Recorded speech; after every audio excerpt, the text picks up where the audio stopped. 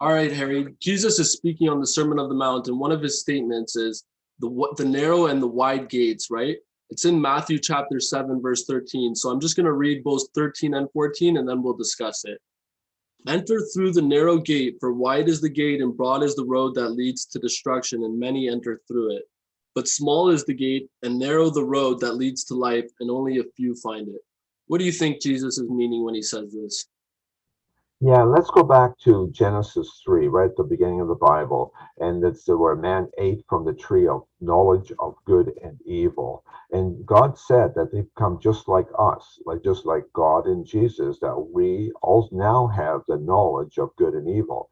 And that is ours to enjoy.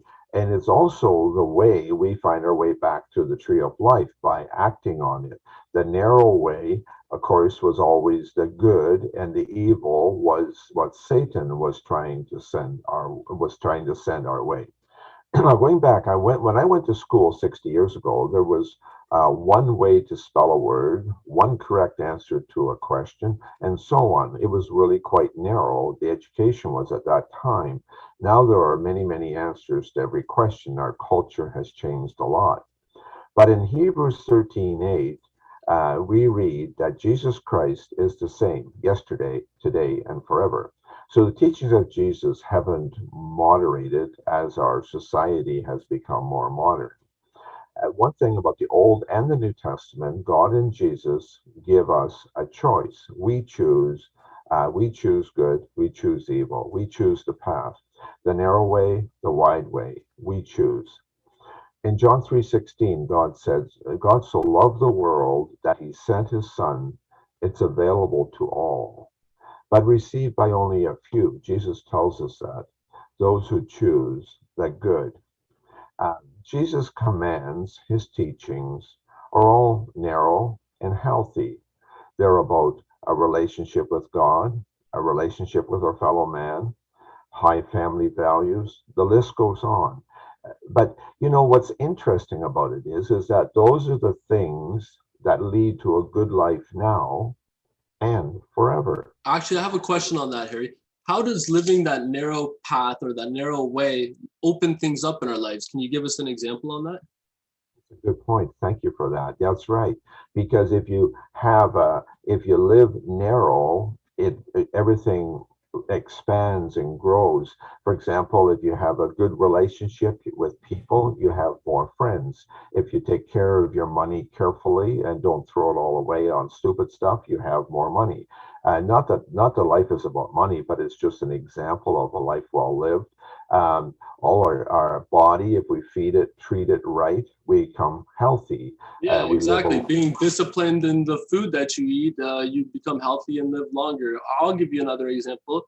If you treat your wife with royalty and respect, you have a happy marriage that lasts a lot longer.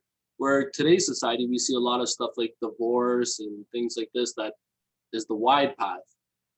Yeah, and even within the family, like they have a good long marriage, usually a larger family, and their children and their grandchildren all come home, and eventually there's a nice crowd there. Whereas if you do on the flip side to all that, if you take the wide path and indulge in all the things that life offers you, after you're about 50 years old, it gets awfully narrow.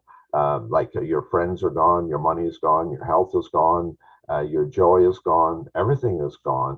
So the narrow way becomes wider in a sense, and then eventually it ends up in eternity if we get it right. Now, people can live a good life and enjoy the natural things and still miss the spiritual things. That is true, but you still have there's a good side to being living a disciplined life. But if we get the Jesus discipline, that is the real critical one because that changes from living to be 80 years old to living to be 1,000,080, and that is the real key. So that is really the hope for all of us. But the narrow way grows and expands to get a full life and to enjoy all the aspects. And it's a disciplined life, and it's a life of walking with God, enjoying what He sends our way, and it's just a real thrill. We grow and we grow, and like we have the knowledge of good and evil. We have to identify one from the other and do the good. And as of course as a Christian, we have a new nature, and that new nature it expands and grows phenomenally in the will of God. Amen. Thanks, Harry. Thank you.